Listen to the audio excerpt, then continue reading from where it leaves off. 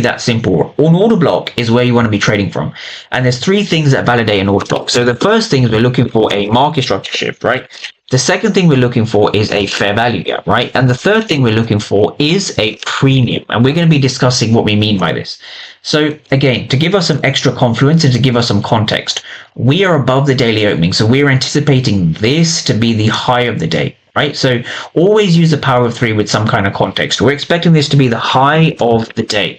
The high of the day is the most important aspect because the high of the day tells us where we want to be selling from. We want to be selling as close as we can from this high of day, right? Very important to understand that.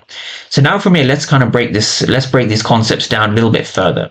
So we see a structural high and a structural low. So we see some minor structure just over here, right? Minor kind of, nothing crazy.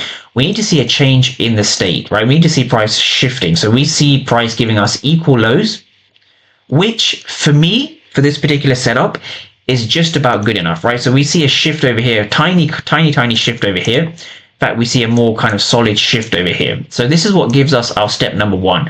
This is our market structure shift, right? So our step number two is we're looking for a fair value gap, right? So the fair value gap itself is just over here. This is our fair value gap. So this is our fair value gap just over here. So notice how we have the wick over here and we have the wick over here. They're not touching. And so this is an inefficiency. So fair value gaps is one of the most important concepts from ICT concept. It's probably the most important concept when it comes to finding high probability trades, right? So how can you validate your fair value gaps? Well, there's a few ways. The first is to understand we are trying to catch the high of the day. So this fair value gap is way above the daily opening. So when you want to be selling above the daily opening, it increases your chances of the trade actually working out. So that is step number one.